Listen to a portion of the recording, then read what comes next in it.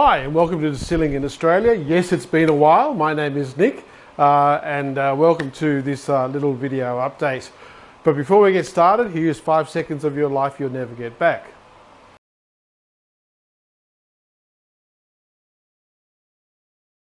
Okay, so I just wanted to talk to you about why I wish I'd bought a bigger still. The still I have here is 6 bubble plates, reflux still, 150 litres, 130 working capacity, deflegnator, gin basket, currently oversized parrot to take a commercial hydrometer. I'm doing a gin run at the moment and it's pumping out gin at 93% at 18 degrees Celsius. So for those of you who understand, that's around about 93.5%. Nothing wrong with it. Great still, okay? Now, why I regret buying it.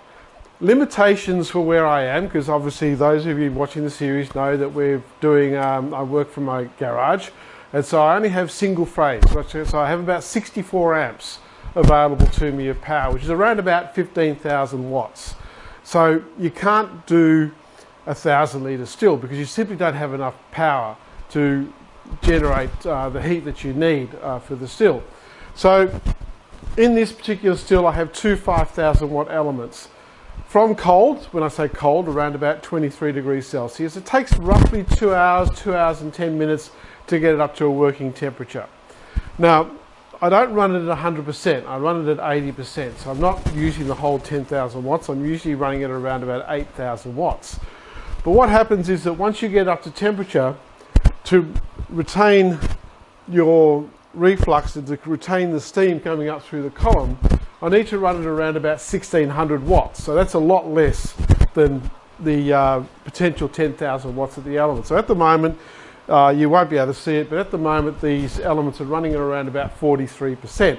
So you're looking at around about 100 watts at around about 8 amps, roughly. Okay, now this is all 240 volts I'm talking about, not 110, but 240 volts.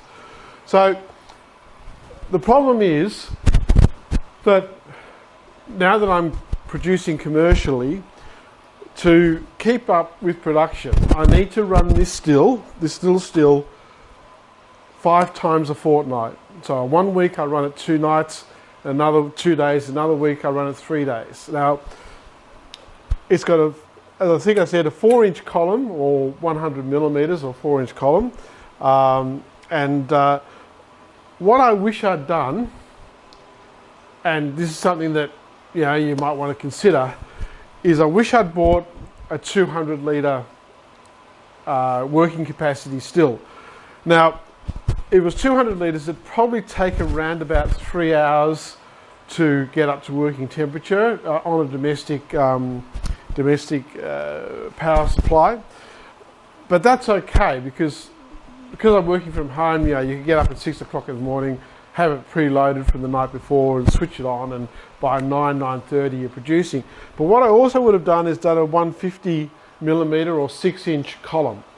And that would then increase production, which means that the running time would be less. Because at the moment, to do a batch, I'm running this for around about, probably about 6 hours on average.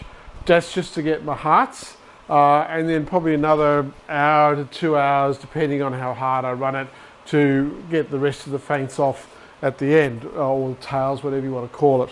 So ideally, if you're looking at a domestic situation and you're thinking of going commercial, what I would recommend is at least a 200 litre still, at least 6-stage reflux, and with your gin basket, I wouldn't have a gin basket in this configuration. I'd have it coming off after your deflegnator and have a separate gin basket column, which you could bypass if you want to, and that would then make it easier to get your botanicals into your gin basket and run it through. So so at the moment, nothing wrong with this still, great little still, produces a great product, selling it really well. Having fun, living the dream, as my wife keeps reminding me. But yes, kicking myself, I should have bought a bigger still. bit like that guy saying you're going to need a bigger boat, you know. But anyway, that's the end of that. I just wanted to share that with you. Look, I will be doing videos from time to time. I've got some new products coming out shortly. I've just received another delivery of my next generation bottles. So if you're interested, everything's going well. And also to those people who have sent me messages, thank you so much. It's nice to know that, you know, people have appreciated the series. I'm not going to do any more about licensing. As I said, I'm done with that. And I'm not going to just put out stuff just for the sake of it, because that just gets boring and monotonous. And there's plenty of videos out there. Jesse does great videos. George has got lots of videos out there as well. So yeah, there's plenty of stuff there available, which I don't need to repeat, and I'm not going to. But if there's any sort of things about a working commercial distillery on a nano scale, remember I am a nano guy, from a guy who doesn't know anything, me, this is the place to go. Anyway, that's it. Hope you're having a great time. Thanks for watching. Ciao for now. Distilling alcohol is illegal in Australia unless you hold the appropriate licenses and permits.